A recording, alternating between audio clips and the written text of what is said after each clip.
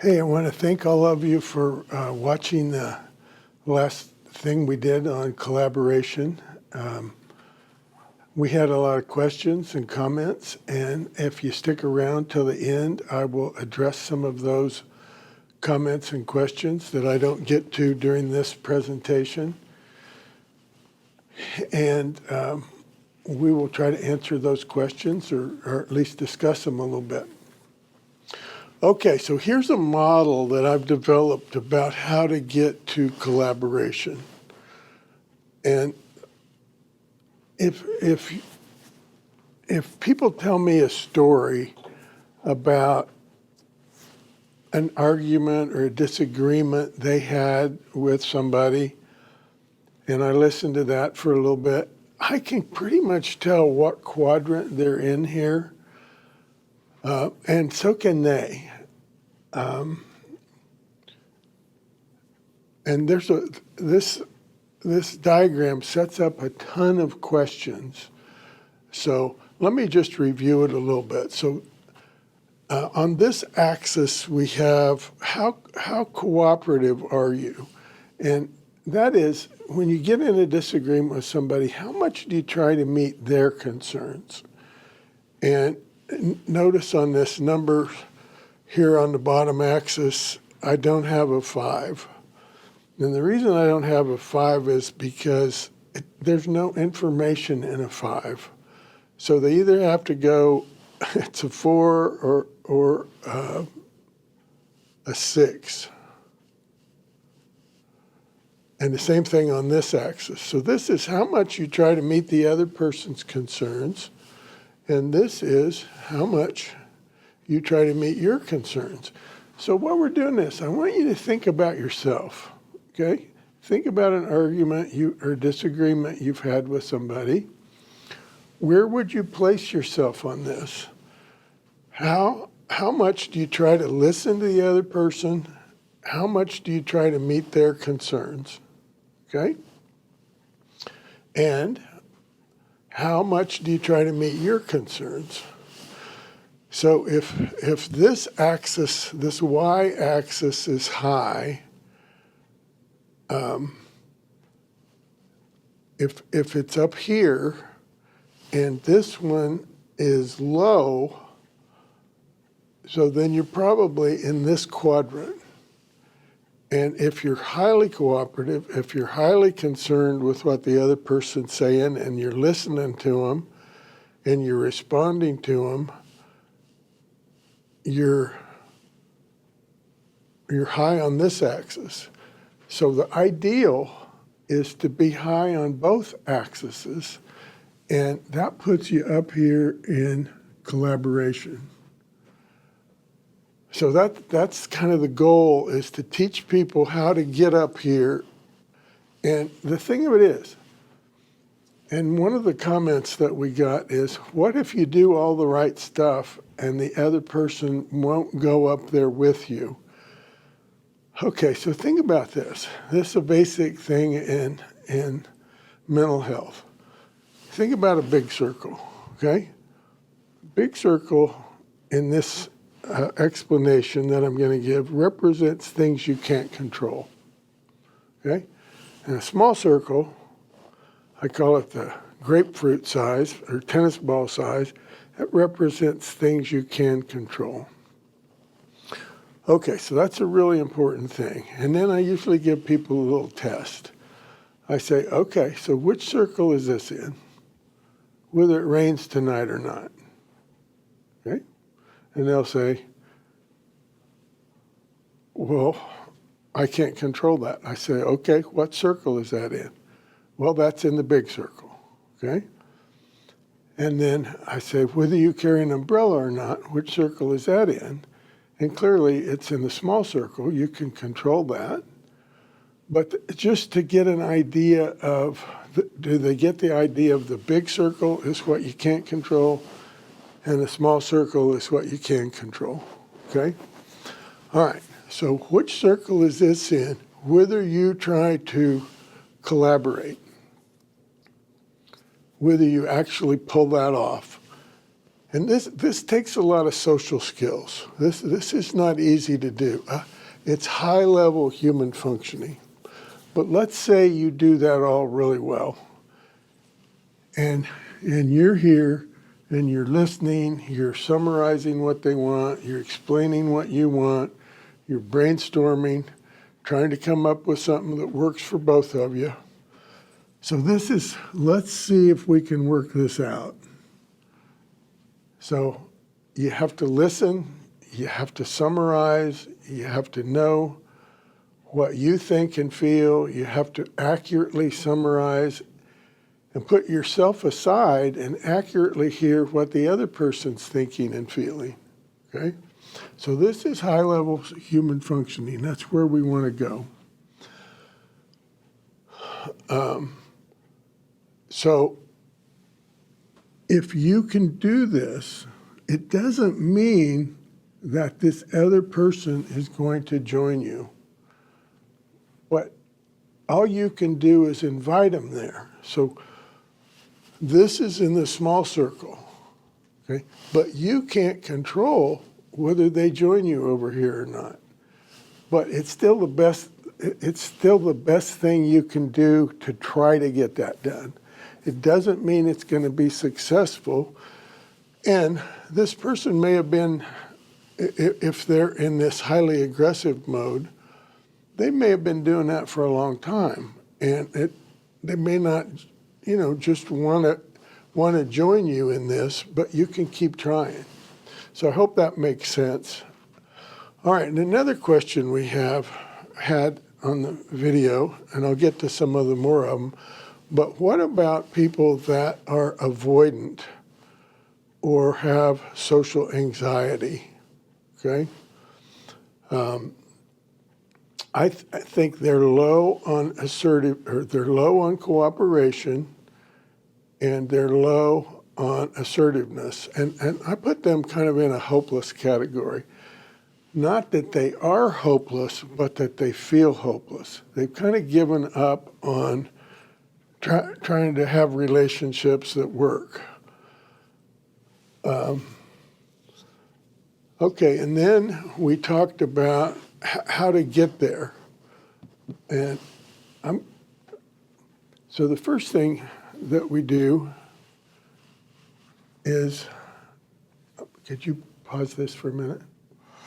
Okay, and then I talked about last time about how do you get to collaboration? And the first step that I talk about is, I call it time and topic. So you try to set an appointment to solve this disagreement that you have. And if you say, when would you like to talk about it? Likely the person will say something like, how about right now? Unless you stick with, no, let's set up an appointment. So it's almost like a business meeting, okay? And then the second stage is, after you have that appointment, find out what their ideas are about this topic. And this is really important. So a lot of times when you get in an argument or disagreement with somebody, you're not really listening to their ideas. You're getting ready to win your case. And so what we want to do is actively listen. So I did this in a group that I ran for intensive probation. And I think I'm pretty good at active listening. And so I did it with one of the women that was in the group. It was for people with anger problems, was the group I was running. So I listened to her and I summarized what she was saying. And I said, is that right? She said, no. I said, okay, say it again. And she said it again. And I summarized it 4 times. And she told me no each time. But finally, I got it right. And I felt like I deserved a victory parade or something. But so this is really important, that you're listening, that you're accurately summarizing, and you get them to acknowledge that you got it right.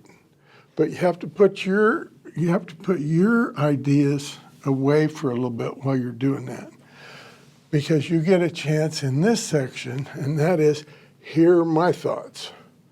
And then you explain yourself. And they don't have to summarize what you're saying, okay? But you just explain yourself as thoroughly as you can. And then this is where the rubber meets the road. The fourth one is, let's brainstorm and see if we can work this out. And I usually encourage people to come up with some ideas that are kind of silly, that some ideas that are obviously not good ideas, because it loosens them up a little bit. And then you get some ideas out on the table. So if you've done this well, this collaboration is more than a compromise, because hopefully you understand what it means to the other person, how they really think about it, and maybe you have a deeper understanding of why they're stuck in that, or why they feel that way, and you can actually come up with some ideas that work. Okay. So if you're low on assertiveness and you're low on cooperation, low on assertiveness, it's pretty tough sledding, because like I said in the beginning of that first video, we are a social animal. And if we don't have the relationships with other people that work, we just don't do well. So we are a social animal. We are kind of like an ape. And if an ape gets kicked out of the tribe, they don't do well. In fact, they die. So we got to get out of this and into trying to make our relationships with other people work. Anyway, it's a really good model. It's very helpful to people. So I was saying in the beginning that I can listen to an argument. They tell me an argument or disagreement, and I can pretty much tell where they're coming from. And then I might say, okay, if I ask the person you're having a disagreement with, how much do you think they're trying to meet their concerns? They may have a very different idea than you do. They may think you're not trying very hard, and that they think that you're up here and you think they're up here in this highly assertive, angry, distant, self-concerned quadrant. So if the two of you are talking about it, maybe you can kind of see the other person's point. And again, the idea here is to see if we can get to solving things in a way that works. Okay, so that's kind of summarizing what we covered.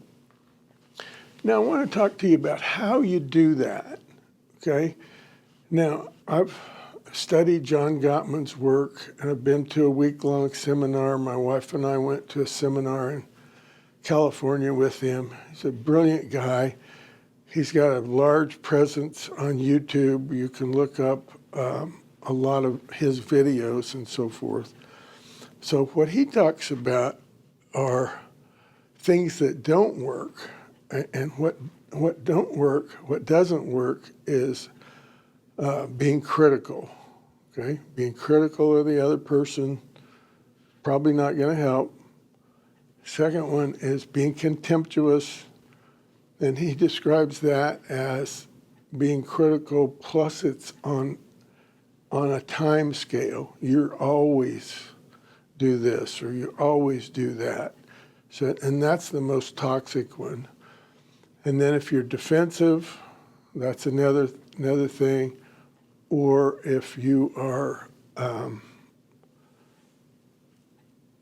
if you're defensive, or if you stonewall, okay? So he calls those the four horsemen of the apocalypse. critical, contemptuous, defensive, and stonewalling. And then there's another one that I think fits in there with those, and that's just if you do it in a harsh way. He calls it a harsh startup, that if you start a conversation in a harsh way, it's kind of bound to not work out very well. Okay, so that's what you don't do, okay? Try not to do those four things, but what do we want to do instead? I think about those first four things as snake bites, metaphorically. And then what we want to do is we want to do the antidote to those things. And that is being respectful, being fond of the other person, enjoying them, being a friend with them, be supportive of them. Like one of the things I learned in that workshop, you wouldn't think that this would be a mystery to me who's been in the mental health field for a long time, but he just lays this out so simply that if your spouse is in a disagreement with somebody else, just take their side of the argument. Don't try to explain where the other person's coming from. Don't try to take the other person's side. Just take their side. That's your job. And it works way better because I've done it both ways. And just being a sounding board, being supportive to their position. I mean, that's so simple, but it's also really brilliant, and it works way better than trying to be a judge to weigh things out and explain things, the other person's position, So now I want to talk about another way of getting to closeness, okay? So we've got this problem-solving mode, we've got these questions, but there's another really important thing. Can you write something? Yeah. And do it with purple or red or blue, just one of the other colors. Yeah. So I'm going to do another model here. And this model is about how you get to closeness, okay? Is this okay to write it over here? Okay, so this is a really simple model, and it fits really well with me and my personality because I was an activity therapist at Menninger's and did a lot of stuff with patients, and that's how I cut my teeth in this field. So I'm going to draw this model. I'm actually do it above this. I have to press hard. And if not, I can go find some others. Let me check this one. This is fine.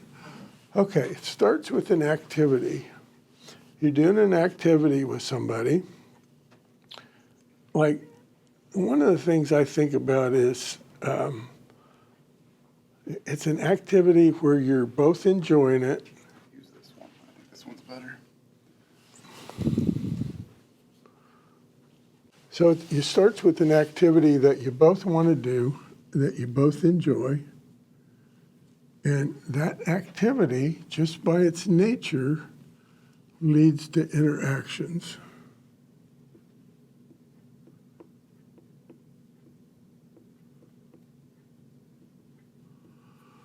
Okay, so you're doing something, you're interacting with each other, and then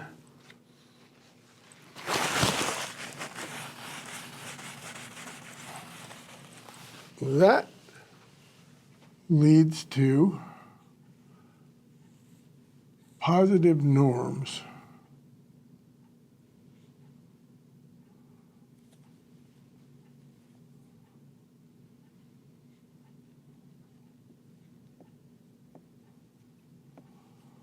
Okay, but you have to leave those four horsemen of the apocalypse at home. You can't take them with you on this outing. So you can't do critical, You can't do contempt, etc. Okay, so you got to leave out the toxic stuff, but you develop these positive norms and you end up with closeness.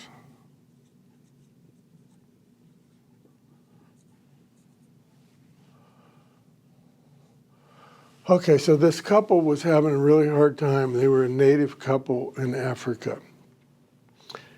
And they went to a witch doctor because they were struggling in their relationship. And he gave them an assignment. He said, I want you to cross over 3 mountains, and I want you to bury this dead frog under a pine tree. Okay. So it took them 3 days. They had a lot of interactions. They didn't get critical. They didn't get contemptuous. And son of a gun, if they didn't cooperate and bury that frog in the right place. And they ended up going back to see the witch doctor.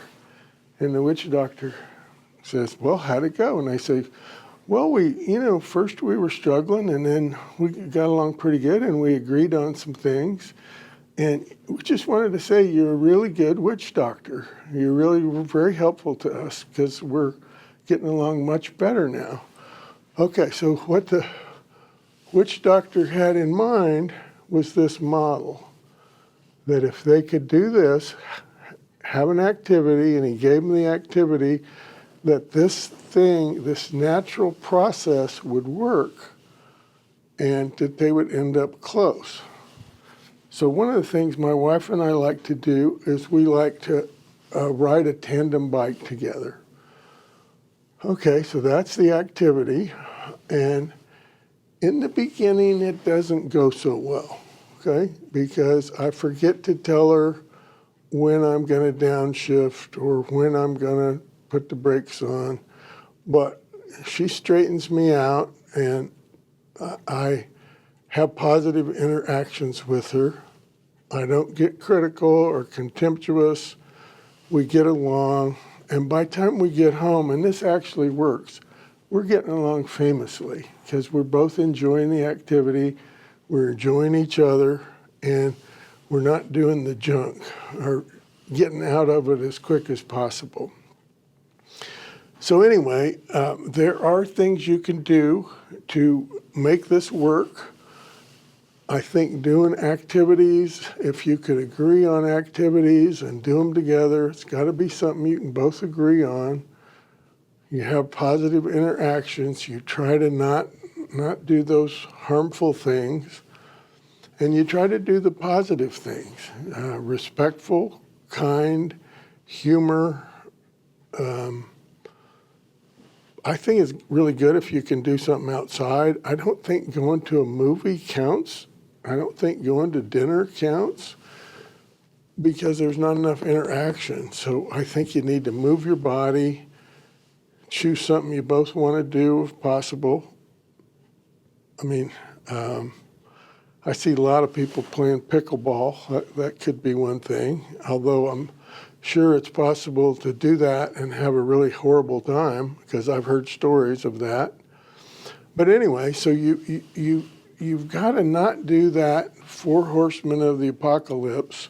You've got to keep it positive, and hopefully this model that I'm talking about here helps you get here. So I'm going to try to answer some of the questions and comments that we had here at the end of this. Skills of the students and teachers of my school. Yeah.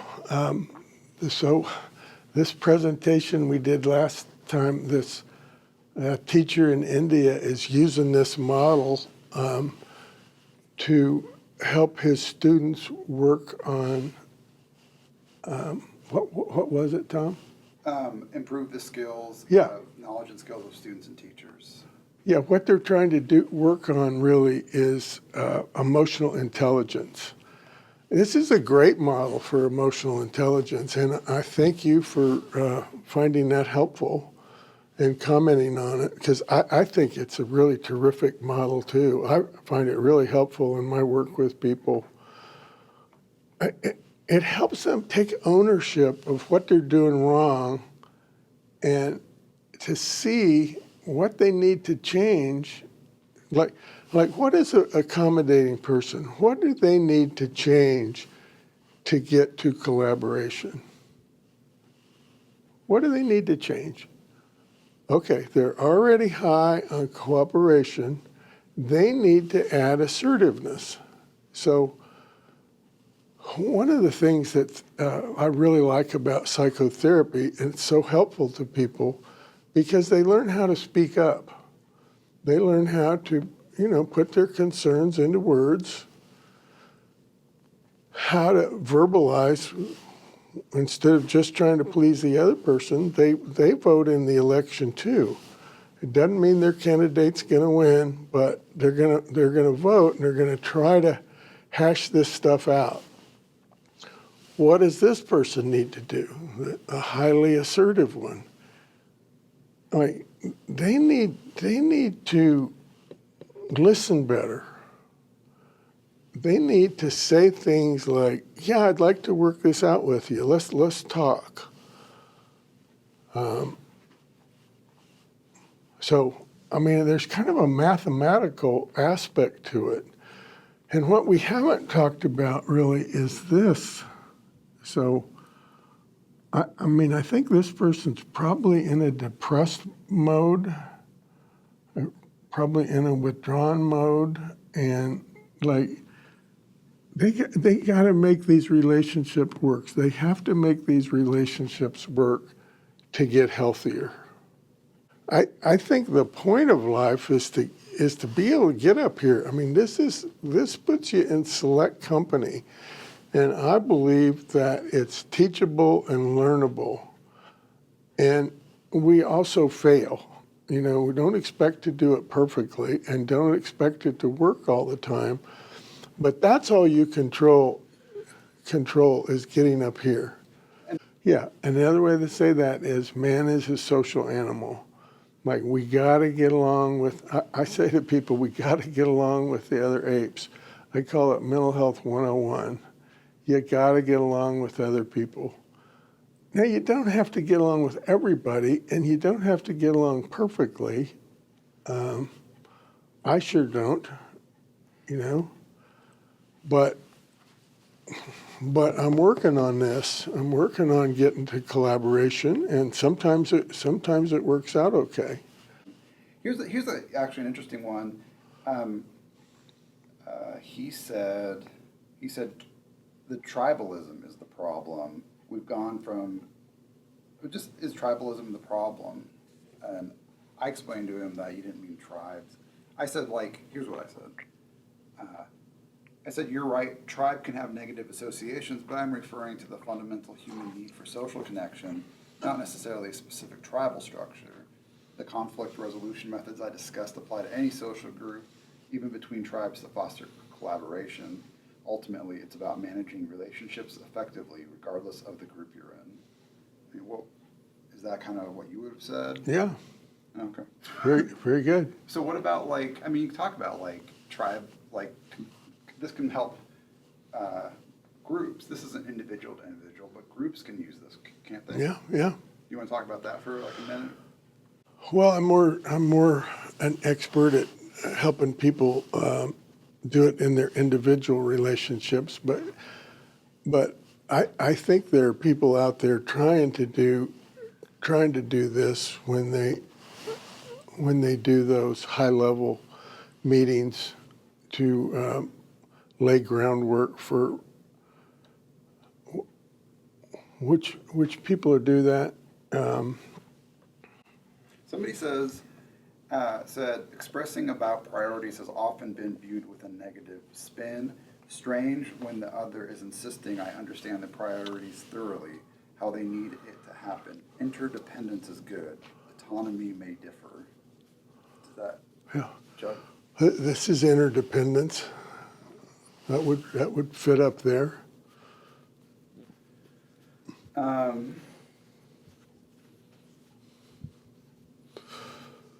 So I hope you'll give this model a try. Like, get outside, do something together, choose an activity you both like and enjoy. Try to talk while you're doing it. Try not to get into those toxic behaviors. Develop positive norms and see if it doesn't help you get along better. Here's a good one. Someone said, this wasn't a question, but it might trigger some discussion. He said, the dating world could use a bit of this. Yes. So talk about that and how modern society struggles communicating. Well, like we said, we all yearn for closeness, and there are ways of getting there, but it has to do with those antidotes to the snake bites. It has to do with respect. It has to do with spending time together, doing activities.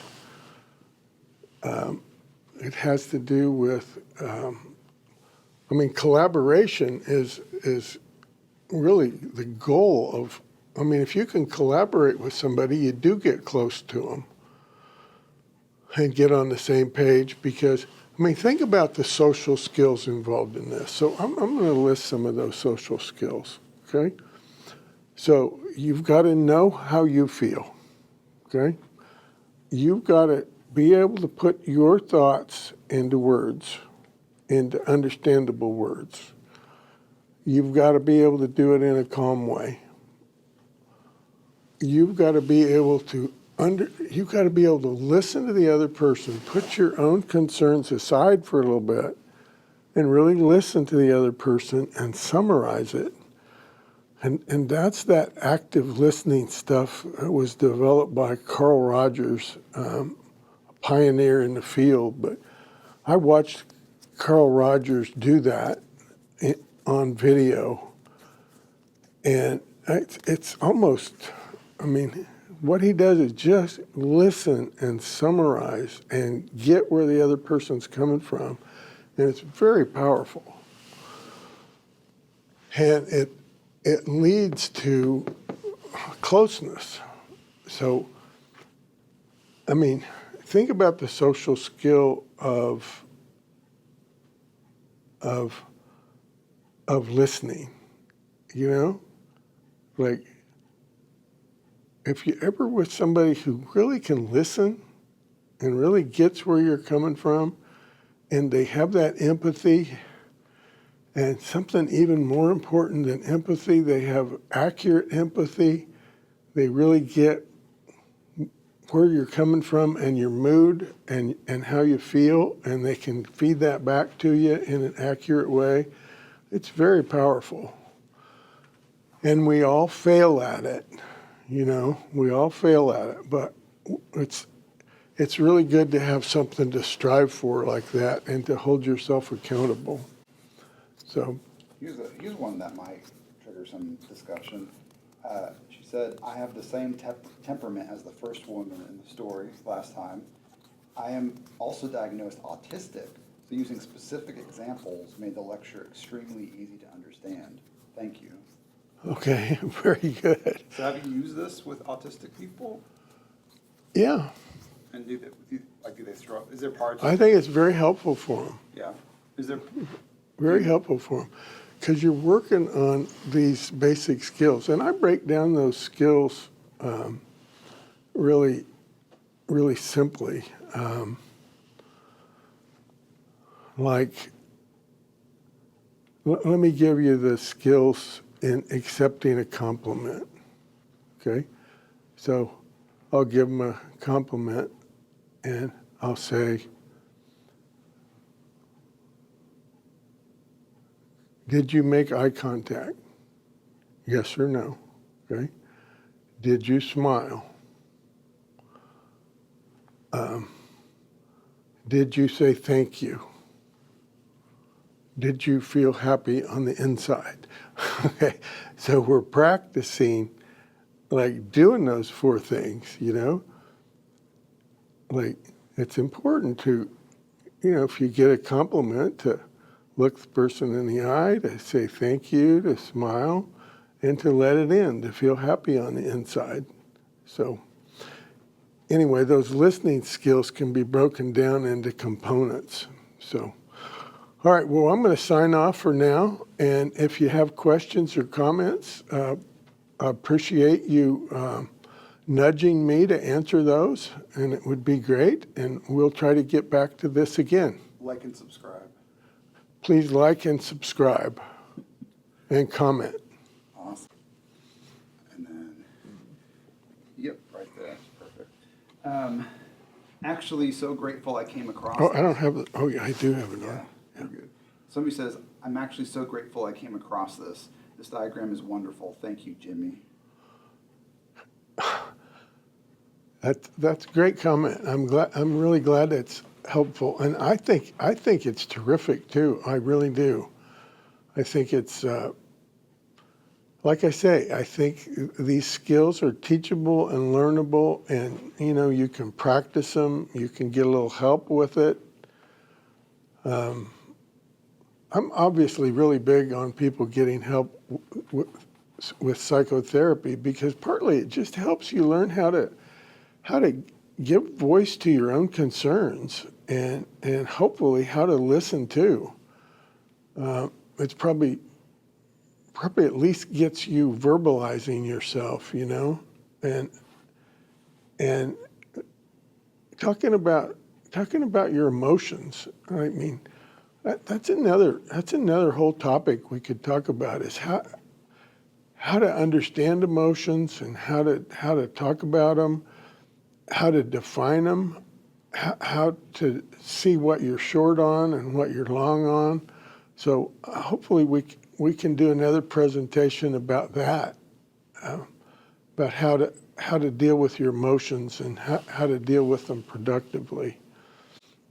Here's one. I don't think we talked about this, but they said if you're a young kid, he's like, well, if you're a young kid, in order to survive, you got to compete sometimes, I guess. I guess referencing the kid. Yeah, it's fine to compete. It's fine to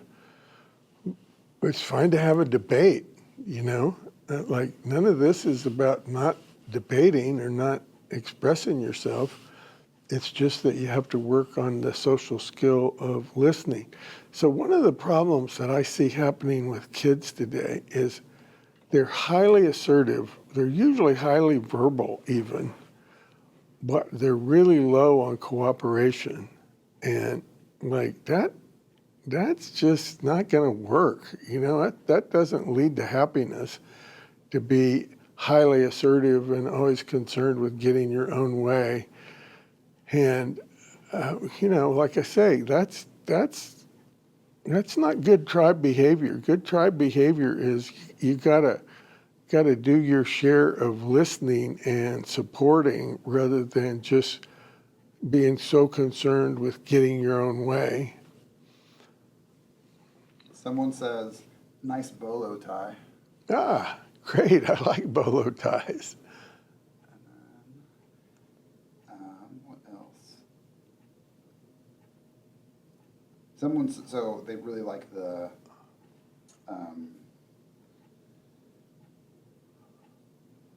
okay, here, I'll just read it. Thank you for the video. It answered something I've been asking myself about relationships with others, talking about the sweet spot that you mentioned.